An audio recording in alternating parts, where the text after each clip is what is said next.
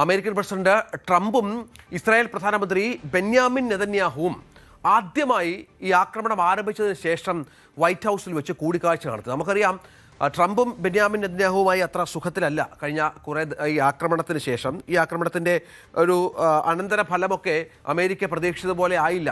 അതിൻ്റെ ഒരു കെറിവ് ബെന്യാമിൻ നെതന്യാഹുവിനോട് ട്രംപിനുണ്ട്. അത് മാത്രമല്ല, തുർക്കിയുമായുള്ള ആയുധ ഇടപാടുകളിലും ബെന്യാമിൻ നെതന്യാഹു തൻ്റെ നീരസം പ്രകടിപ്പിച്ചിരുന്നു. അതിലും ട്രംപ് വളരെ കൃത്യമായി മറുപടി നൽകിയെന്നാണ് മനസ്സിലാക്കേണ്ടത്.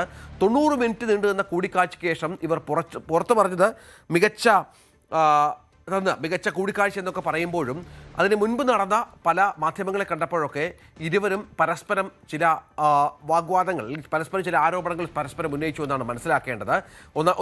ഉദാഹരണമായി വളരെ പ്രധാനപ്പെട്ട കാര്യം, ഇറാൻ ആക്രമണവുമായി ബന്ധപ്പെട്ട് ചില പ്രപ്പോസലുകൾ നെതന്യാഹു മുന്നോട്ട് വെക്കാൻ ശ്രമിച്ചു എന്നാണ് മനസ്സിലാക്കേണ്ടത്. പക്ഷേ അത് പൂർണ്ണമായും ട്രംപ് അസ്വസ്ഥത പ്രകടിപ്പിക്കുകയും തനിക്ക് എന്താണ് ചെയ്യേണ്ടത് അറിയാം എന്ന് പറയുകയും മറ്റും ചെയ്തു എന്നാണ് മനസ്സിലാക്കേണ്ടത്.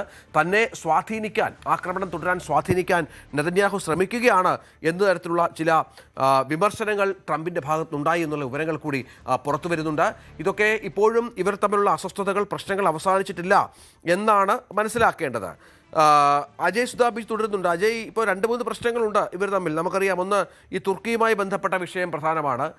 യുദ്ധം ഇതുവരെ ലക്ഷ്യത്തിലേക്ക് എത്തിയില്ല എന്ന ഒരു ധാരണ, അതിന് കാരണക്കാർ ഇസ്രായേലാണ് എന്നുള്ള തരത്തിലാണ് ഇപ്പോൾ ട്രംപ് വിശ്വസിക്കുന്നത്. അതുകൊണ്ട് ഇനി യുദ്ധം തുടരാൻ താല്പര്യമില്ല എന്ന നിലപാടിൽ ട്രംപ് ഉറയ്ക്കുന്നു. പക്ഷേ യുദ്ധം തുടർന്നേ പറ്റുമെന്ന് നെതന്യാഹു വാശി പിടിക്കുന്ന പശ്ചാത്തലമുണ്ട്.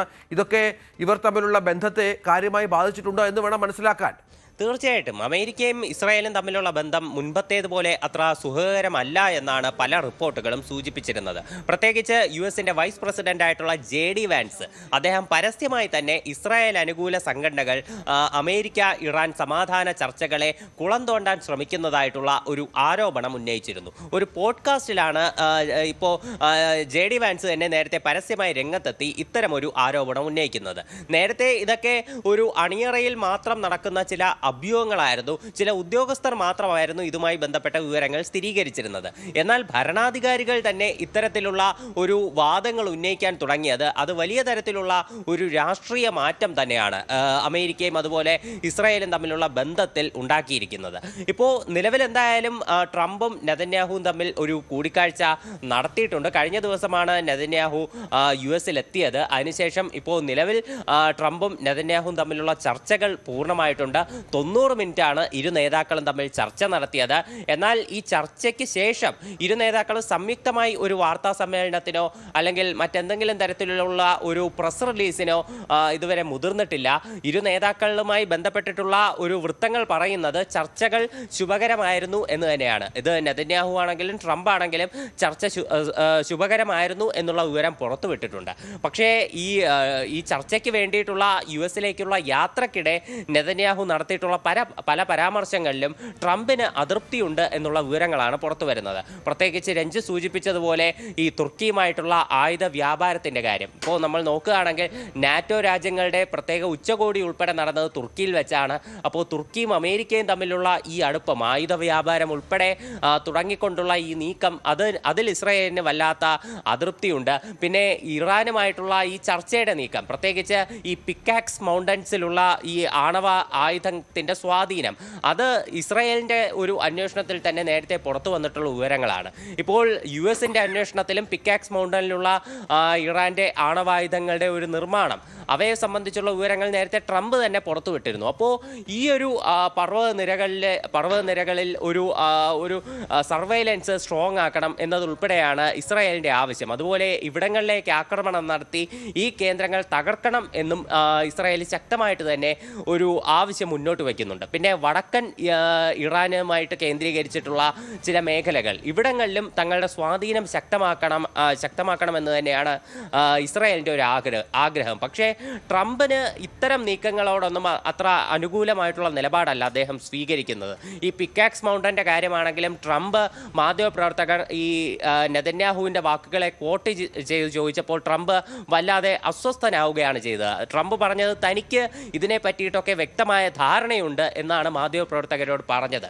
അപ്പോൾ ഇത്തരത്തിലുള്ള പല ആവശ്യങ്ങളും, ഇസ്രായേലിൻ്റെ തീവ്ര നിലപാടുകളോട് അമേരിക്ക അത്രത്തോളം അനുകൂലമായിട്ടുള്ള നിലപാട് സ്വീകരിക്കാത്തത്, അത് തന്നെയാണ് ഇപ്പോൾ നിലവിൽ ഇരു രാഷ്ട്രങ്ങളിലെ നേതാക്കൾക്കും ഇടയിലുള്ള പ്രശ്നങ്ങൾക്ക് കാരണം എന്നാണ് പുതുതായി പുറത്തു വരുന്ന റിപ്പോർട്ടുകൾ സൂചിപ്പിക്കുന്നത്. തീർച്ചയായും അതാണ്. ഏതായാലും ട്രംപും നെതന്യാഹുവും തമ്മിൽ അത്ര റെസ്റ്റിലല്ല. അത് വിശദമായി തന്നെ നമുക്ക് ചർച്ച ചെയ്യണം. അതിനു മുൻപ് വ്ളാഡിമിർ സെലൻസ്കി യുക്രൈൻ്റെ പ്രസിഡന്റ് കൂടി ട്രംപിനെ കഴിഞ്ഞ ദിവസം കണ്ടിരുന്നു. പ്രത്യേക കൂടിക്കാഴ്ച നടത്തി. അനുകൂലവും ഫലപ്രദവുമെന്നാണ് വൈറ്റ് ഹൗസ് വിശേഷിപ്പിച്ചത്. ഇസ്രായേലിൻ്റെ ഉറച്ച പിന്തുണക്കാരനായിരുന്ന US സഹായത്തിനായി വാദിച്ചിരുന്ന ആളുമായിരുന്ന സെനറ്റർ ലിൻസ് ഗ്രഹാമിൻ്റെ ശവസംസ്കാര ചടങ്ങിൽ പങ്കെടുക്കാനാണ് ഈ നേതാവ് എത്തിയത്. ഇരു നേതാക്കളും വ്ളാഡിമിർ സെലൻസ്കിയും ഒപ്പം ബെഞ്ചമിൻ നെതന്യാഹുവും എത്തിയത് ഇതിനുവേണ്ടിയാണ്. ഇതിനിടയിലാണ് ഈ കൂടിക്കാഴ്ച ഉണ്ടായത്. ഉക്രൈൻ്റെ വ്യോമ പ്രതിരോധ സംവിധാനം ശക്തിപ്പെടുത്താൻ US സഹായിക്കുമെന്ന പ്രതീക്ഷയെക്കുറിച്ച് സെലൻസ്കിയും ട്രംപും ചർച്ച ചെയ്തു. എന്നാൽ ഇക്കാര്യത്തിൽ ഔദ്യോഗികമായ ഒരു ഉറപ്പും ഇതുവരെ നൽകിയില്ല. ഈ മാസം നടന്ന നേറ്റോ ഉച്ചകോടിയിൽ ഉക്രൈന് പേട്രിയറ്റ് ഇന്റർസെപ്റ്റർ മിസൈലുകൾ നിർമ്മിക്കാനുള്ള അനുമതി നൽകാമെന്ന് ട്രംപ് വാഗ്ദാനമൊക്കെ കൊടുത്തിരുന്നു. അത് നൽകണമെന്ന് ആവശ്യപ്പെട്ടു സെലൻസ്കി എന്നാണ് മനസ്സിലാക്കേണ്ടത്. പ്രത്യേകിച്ചും അവിടെ വർദ്ധിച്ചു വരുന്ന റഷ്യൻ ഡ്രോൺ ബാലിസ്റ്റിക് മിസൈൽ ആക്രമണങ്ങളിൽ നിന്ന് ഉക്രൈൻ നഗരങ്ങളെ സംരക്ഷിക്കാൻ ഇവ പാട്രിയറ്റൊക്കെ ഉപയോഗിക്കാമെന്നാണ് ഇവർ കരുതിയിരുന്നത്. പക്ഷേ ഉക്രൈനുള്ള US സൈനിക സഹായത്തെക്കുറിച്ചുള്ള ഉറപ്പിച്ചുള്ള ഒരു പ്രഖ്യാപനവും ഇല്ലാതെയാണ് ഈ കൂടിക്കാഴ്ച അവസാനിച്ചത് എന്നാണ് മനസ്സിലാക്കേണ്ടത്. പക്ഷേ ട്രംപിനുള്ള നന്ദി സെലൻസ്കി തൻ്റെ ട്വിറ്റർ അക്കൗണ്ടിലൂടെ പങ്കുവെക്കുന്നുണ്ട്. തങ്ങളുടെ സഹകരണം കൂടുതൽ മെച്ചപ്പെടുത്തും എന്ന് മറ്റുമാണ് സെലൻസ്കി ഇതുമായി ബന്ധപ്പെട്ട് പറയുന്നത്. പക്ഷേ ട്രംപിൻ്റെ ഭാഗത്ത് നിന്ന് ഊഷ്മളമായ ഒരു സ്വീകരണമോ ചർച്ചയോ അല്ല സംഭവിച്ചിരിക്കുന്നത് എന്നാണ് ഇപ്പോൾ മനസ്സിലാക്കുന്നത്. നേരത്തെ പറഞ്ഞതുപോലെ നെതന്യാഹുവിന് വലിയ എതിർപ്പ് പല വിഷയങ്ങളിലും ട്രംപ് ഭിന്നത ഉണ്ട് എന്നാണ് മനസ്സിലാക്കേണ്ടത്. തുർക്കിക്ക് F-35 വിമാനങ്ങൾ നൽകുന്നതിലടക്കം ഈ വിഷയത്തിൽ വലിയ തരത്തിലുള്ള പ്രശ്നങ്ങൾ സംഭവിക്കുന്നുണ്ട്. നേരത്തെ അജയ് സുധാ ബിജു ഇതുമായി ബന്ധപ്പെട്ട വിശദാംശങ്ങൾ നൽകിയതാണ്. അതുകൊണ്ട് തന്നെയാണ് പലതരത്തിലുള്ള അഭിപ്രായ ഭിന്നതകളും ഇരു നേതാക്കളും തമ്മിൽ തുടരുന്നത്. ഇതൊക്കെ പരിഹരിക്കാൻ വേണ്ടിയാണ് തുടർച്ചയായി ട്രംപിനെ കാണാനുള്ള ശ്രമം നെതന്യാഹുവിൻ്റെ ഭാഗത്തുനിന്നുണ്ടായത്. പക്ഷേ ആ ചർച്ചയിലും കാര്യമായ മാറ്റങ്ങൾ സംഭവിച്ചില്ല എന്നാണ് മനസ്സിലാക്കേണ്ടത്. യുദ്ധം ആരംഭിച്ച ഇരു നേതാക്കളും തമ്മിൽ ഇപ്പോൾ പരസ്പരം ഭിന്നത അത് ലോകമാധ്യമങ്ങൾക്ക് വലിയ വാർത്തയായി മാറുന്നുമുണ്ട്.